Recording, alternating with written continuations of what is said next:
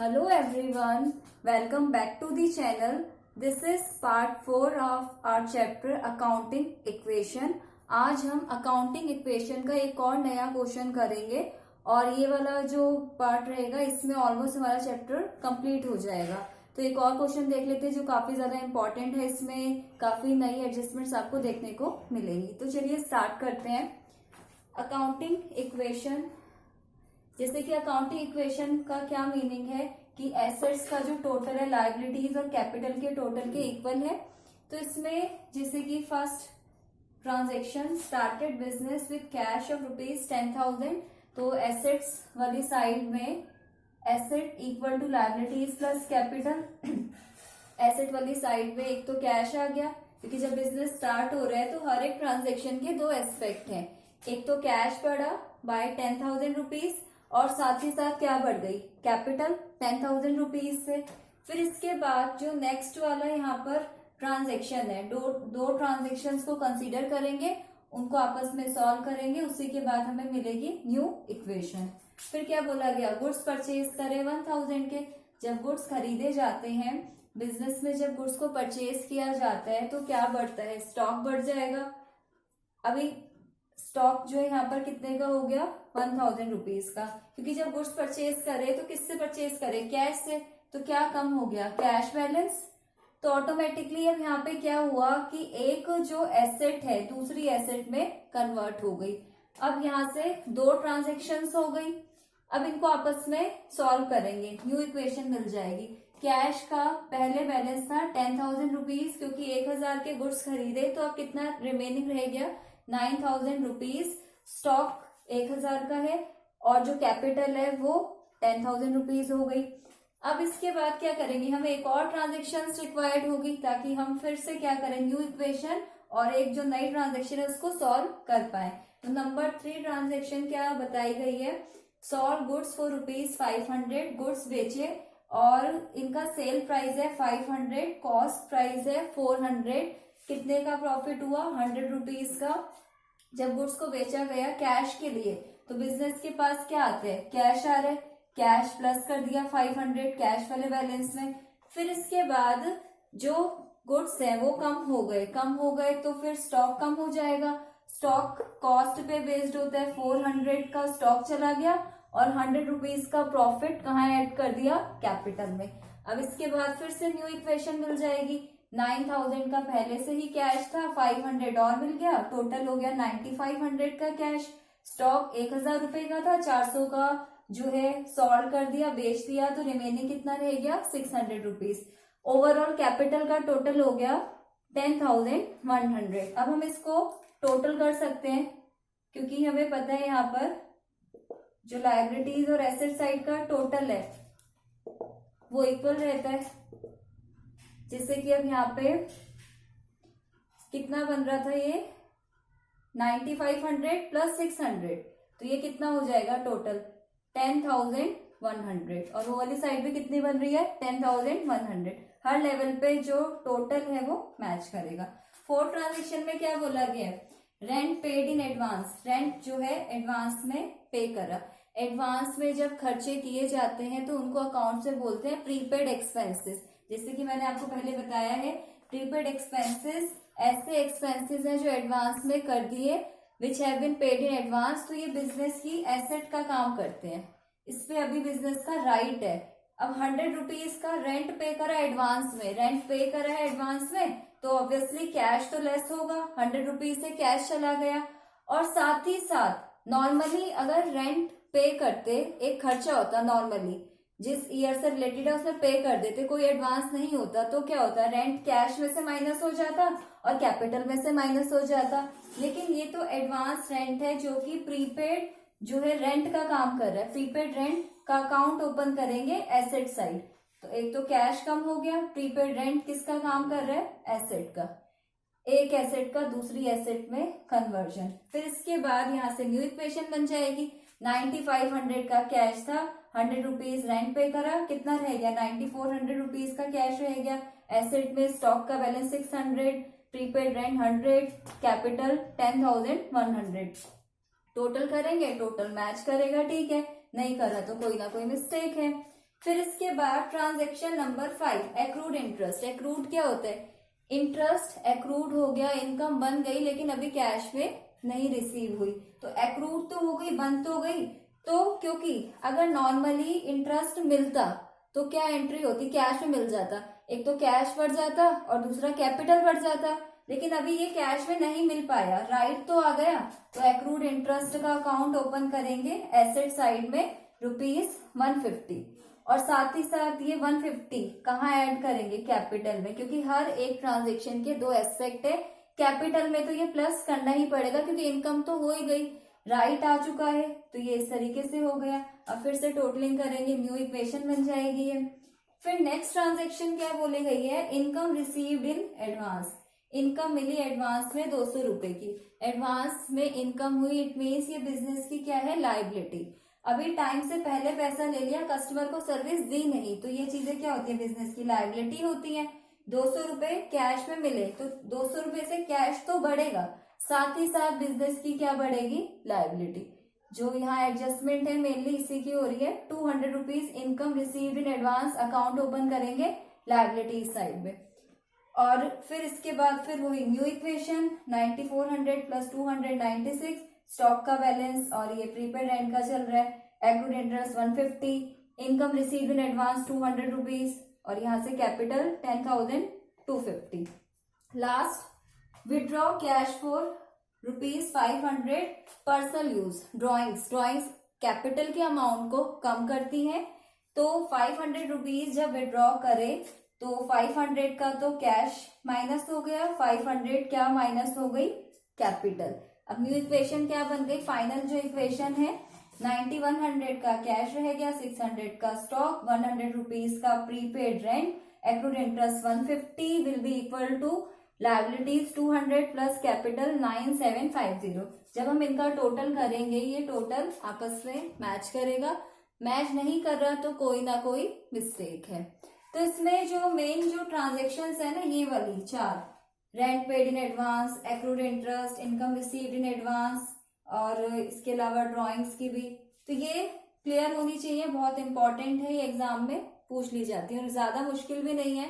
Basic concept अगर clear हो जाता है तो ये समझ आ जाएंगी। जैसे कि मैंने इसके लिए जो पार्ट 2 वाला वीडियो है उसमें ये सब चीजें करवाई है, तो आप एक बार उसे देखेंगे तो और आपको ये वाला टॉपिक और अच्छे से समझ आ जाएगा। इसके अलावा हम आज एक दो चीजें और समझ लेते हैं। ये वाला क्वेश्चन तो कंप्लीट हो गया, एक दो चीजें और देख लेते हैं क्या क्या चीजें और आ सकती हैं अकाउंटिंग इक्वेशन में। एक पॉइंट ये रहता है जैसे कि इंटरेस्ट ऑन कैपिटल, कैपिटल पे इंटरेस्ट, कैपिटल पे ब्याज की बात हो रही है, तो इसका क्या ट्रीटमेंट होगा accounting? Like suppose capital invest करी ₹10,000, इस पे जो इंटरेस्ट है उसका रेट दे दिया 10%, 10,000 का 10% जो इंटरेस्ट है वो कितना हो जाएगा? ₹1,000। अब इसका अकाउंटिंग ट्रीटमेंट क्या होगा? क्या करेंगे हम? जो कैपिटल वाली वैल्यू होती है अकाउंटिंग इक्वेशन में, जो कैपिटल वाली वैल्यू रहेगी, जैसे कैपिटल कितनी है? 10,000 रुपीज, साथ ही साथ इंटरेस्ट कितना है? 1,000, कैपिटल से ही माइनस कर देंगे और कैपिटल में ही प्लस कर देंगे, तो इम्पैक्ट क्या हो जाएगा? न्यूट्रल। वापस से कैपिटल कितनी दिखेगी? 10,000 रुपए। ये किसका अकाउंटिंग ट्रीटमेंट है? इंटरेस्ट ऑन कैपिटल का। फिर इसके बाद इन द सेम वे, ये तो हो गया इंटरेस्ट ऑन कैपिटल का ट्रीटमेंट कि हाँ कैपिटल जो गिवन होती है स्टार्टिंग में इतने से बिजनेस स्टार्ट करा, फिर उसके बाद वहां से उसका रेट दे दिया, तो वो जो रेट कैपिटल पे कैलकुलेट करेंगे, कैपिटल में से ही माइनस कर देंगे, कैपिटल में ही प्लस कर देंगे, और फिर इसके बाद ऐसे ही in the same way interest on drawings, interest on drawings का भी सेम यही ट्रीटमेंट है। जैसे ड्रॉइंग्स करी पार्टनर ने पर्सनल पर्पस के लिए बिजनेस से मनी विड्रॉ करी, तो उसका क्या ट्रीटमेंट है? अब जैसे ड्रॉइंग्स का अमाउंट गिवन होगा कि हाँ ड्रॉइंग्स करी ₹5,000, इस पे इंटरेस्ट दे दिया, ड्रॉइंग्स पे इंटरेस्ट रेट दे दिया एट द रेट ऑफ 10%, 10%, 5000 का जो 10% है कितना हो जाएगा, 5000 का 10% 500, 5000 का 10% हो गया 500। तो अब यहां से हम क्या करेंगे, 500 हो गया। अब ये जो इंटरेस्ट ऑन ड्राइंग है, जो भी ड्राइंग का, जैसे कि अब क्योंकि हमें पता है जो ड्राइंग होती है वो क्या करती है, कैपिटल के अमाउंट को कम करती है। तो जो इंटरेस्ट ऑन ड्राइंग है उसका भी ट्रीटमेंट क्या रहेगा, कैपिटल में से ही माइनस हो जाएगा और कैपिटल से ही क्या हो जाएगा, प्लस।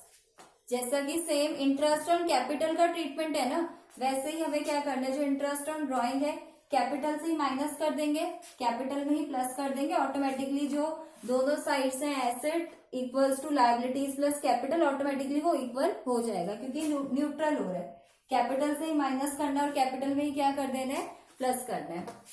इसके अलावा कुछ ऐसी ट्रांजेक्शन्स भी रहती हैं जैसे हमें बोल दिया गया sold goods to Ram for ₹5,000। Ram को गुड्स बेचे 5,000 रुपए के लिए। क्योंकि अब यहाँ पे नाम है राम का, यहाँ पे कैश वाला टर्म नहीं दिख रहा, इट मीन्स कि ये जो ट्रांजैक्शन है वो कैसी ट्रांजैक्शन है, क्रेडिट, उधार वाली। यही हम एज्यूम करते हैं, मान के चलते हैं कि ये यहाँ पर जो बिजनेस है उसने राम को ना उधार पर गुड्स बेचे हैं, और फिर जब बिजनेस ऑन क्रेडिट बेचेगा तो क्या क्रिएट होता है, डेटर। तो इसकी एडजस्टमेंट क्या रहेगी, डेटर का अकाउंट ओपन होगा।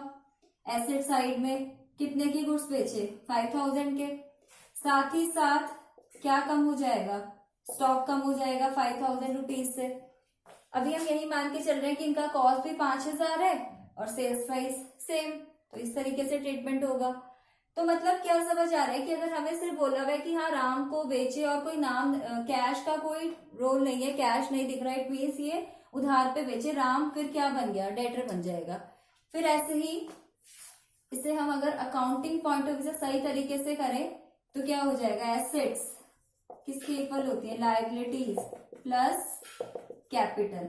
अब एसेट में डेटर अकाउंट ओपन करा, डेटर कितना बना, 5,000 का, स्टॉक जो है वो 5,000 से लेस हो गया।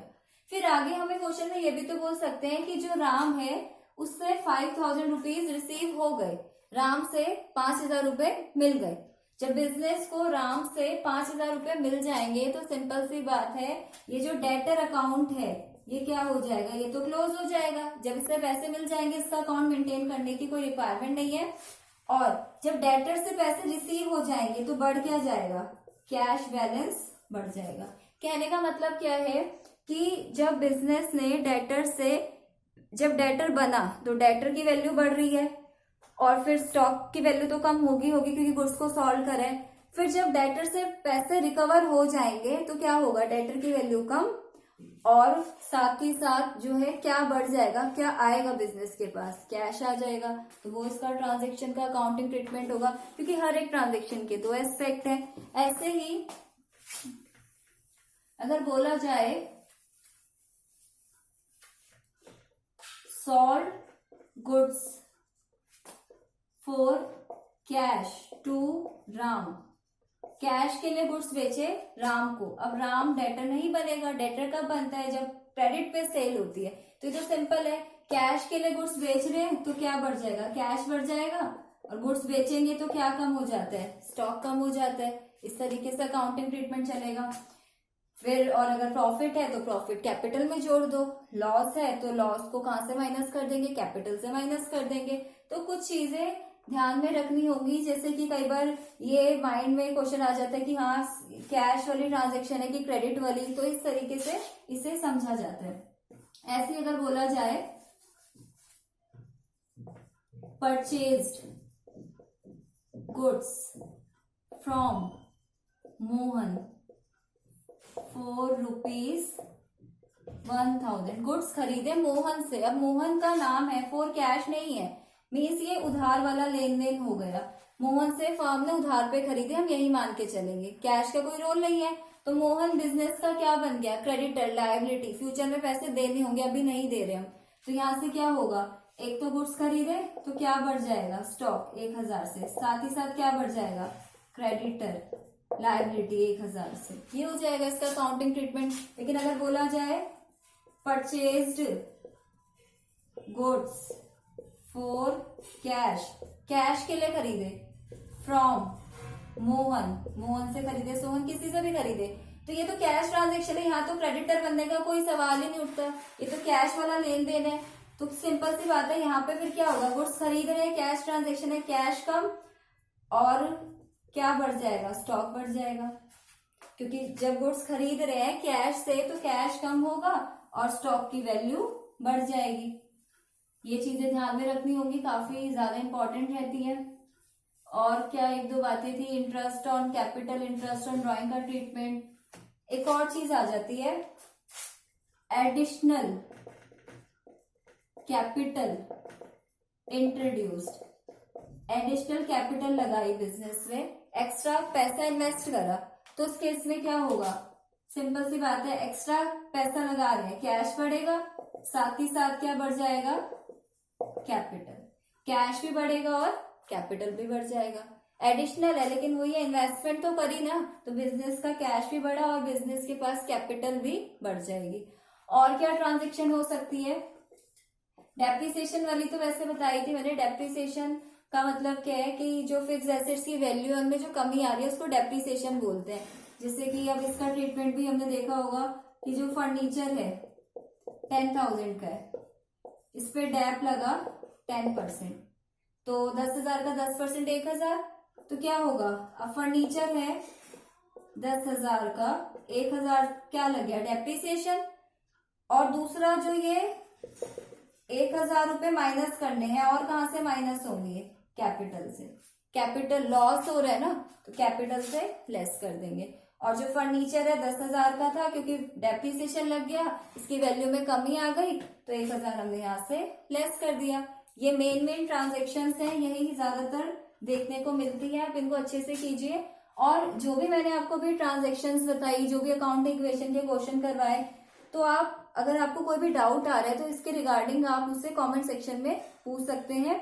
और बहुत ज्यादा इंपॉर्टेंट चैप्टर है, इसे अच्छे से करिए, बेसिक चैप्टर है, ज्यादा डिफिकल्ट भी ये नहीं है। कोई भी डाउट आए किसी भी ट्रांजेक्शन से रिलेटेड किसी भी पॉइंट पे, तो आप मुझसे पूछ सकते हैं इजीली, इसमें कोई प्रॉब्लम नहीं होगी। और आज के लिए बस इतना ही। बाकी अब ये जो चैप्टर है ये तो ऑलमोस्ट कवर हो चुका है, कुछ अगर इसका पार्ट रह गया तो फिर हम इसे जो है कल कर लेंगे। और प्लीज आप मेरे चैनल को सब्सक्राइब कीजिए, मेरी वीडियोस को लाइक कीजिए, और अगर आपको जो है जो भी चीजें अगर आपको अच्छी लग रही है, वीडियो समझ आ रही है, तो आप फिर वीडियो को शेयर भी कर सकते हैं। ओके, फिर आज के लिए बस इतना ही।